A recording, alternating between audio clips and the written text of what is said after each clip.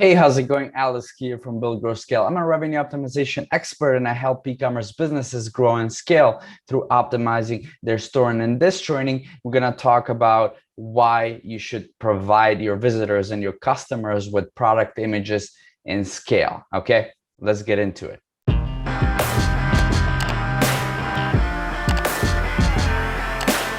Now, before I get started with this video, a quick side note, I already recorded a video a couple of weeks ago with the 5 product image types that you must have on your product pages if you want to have a lot more money. And in that video, I talk about this topic as well. However, in this video, we're going to go a little bit deeper. But anyway, make sure you check that video as well. I'm going to put the link in the description below. And with that being said, let's get started. Okay, let me ask you, have you ever shopped online looking for some product to buy and you had no idea what the product size was, like the relative size of the product that you're looking to buy? Have you ever done that before? I certainly have, and it gets me super frustrated when I can't do that. The reason for that is because that specific store or that specific product page did not have product images in scale. When I say in scale, I mean product images of the product in context next to other products from the environment or other products that we know the relative size of, so that we can conclude what the relative size is of the product that we're trying to buy. For example, you're trying to buy, I don't know, some, let's say, sports water bottle, okay? And you only see the product cutout image. It will be very difficult to determine the size of that bottle. But when I say product cutout image, I mean only the bottle on a white background, nothing around it or behind it or whatever, right? It's like a floating product in white space. That's what I mean by cutout image. And it's very hard to decide what the actual size of this bottle is. I mean, you can see the dimensions of the bottle on the picture, but that doesn't really help. People are generally not that good in visualizing dimensions, right? How big something is, how long, the size, the weight. Like, it's very hard to visualize 3 ounces, right? Or 6 inches. So that's why we need to have product images in scale. All right. The main reason for using them, again, is so that we can determine the relative size of the product that we're trying to buy. All right. Now, let me show you a few examples to demonstrate what I'm talking about. Now, if you look at my screen here and look at this Breathrox tube, this looks pretty big, all right? It looks pretty big size. And if you look at the dimension here, net weight, 0.34 ounces, 10 grams, that's very hard to visualize. And most people won't even see this, but looking at this image, most people will attempt to determine the size of the product based on the images, and they generally don't want to read product descriptions and long product specifications. Like, look at this, who wants to read this anyway, this wall of text, right? So people will generally try to rely on product images, and it's very hard to visualize it. It's very hard to determine this because there's no product image in scale, right? Why is this not shown on, I don't know, on a table or next to a water bottle or something, so you get the relative size of the product? Now, I'm assuming this bottle is huge. And in fact, on this specific brand, the majority of the complaints for this product were that the bottle is too small, right? People were expecting huge bottle looking from the image here, but when it came, it was like tiny little miniature bottle.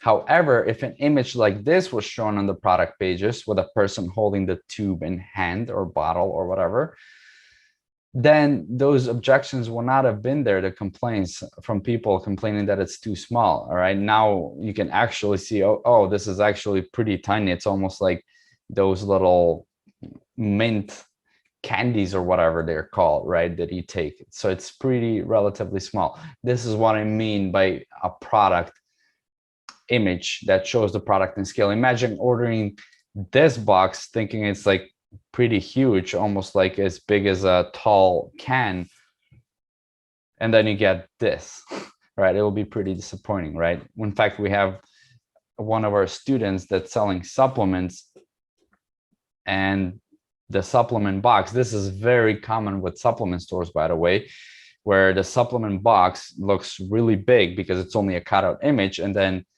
you receive it, it's like a small little box.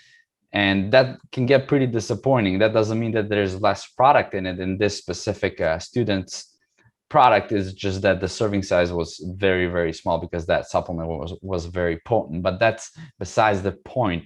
You expecting something big and you're receiving something small, it will definitely cause buyer's remorse and a little disappointment, right? So that's why they're super, super important. Or for example, this Bose speaker, I know these can get pretty big, like as big as this, but there's no image to show me like how big is this thing anyway, right? I can try to find like descriptions here, but that's not what most people trying to do. They don't want to read, they just want to go through the images and immediately determine, oh, okay, this is big enough or it's too big.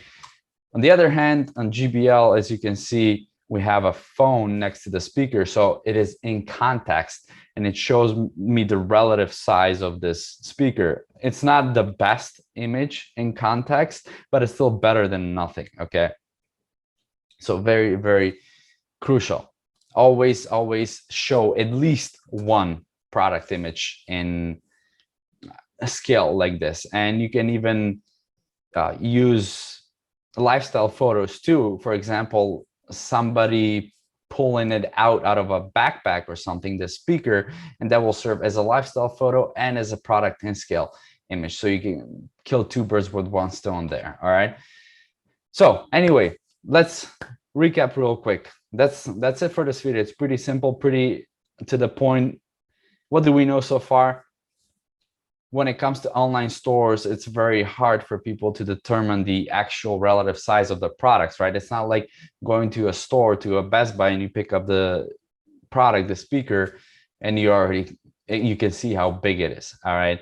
But when it comes to online, you can't do that. So we absolutely must have at least one product image that shows the product in scale, all right? So people get an idea for the relative size of the product, all right? Because we are very, very bad at visualizing dimensions, like length, like height, like volume, like 3 ounces. What does that even mean anyway? Or 20 ounces, especially with supplements, where typically when you buy a protein tube and it's like a pound of stuff in it, but most of the tube is empty, right? It's very difficult to visualize how big a specific product is. So always provide product images and scale. All right, that's it for this video. If you like this video, make sure that you like and subscribe, because we post videos like this almost every day now. And if you have any questions, also post them in the comments down below. And if you want our help, just go to workwithbgs.com, fill out a small application for a free strategy call, and we'll get on the phone to see how we can help. All right, that's workwithbgs.com. Until next time, have a good one, and I'll see you soon. Bye.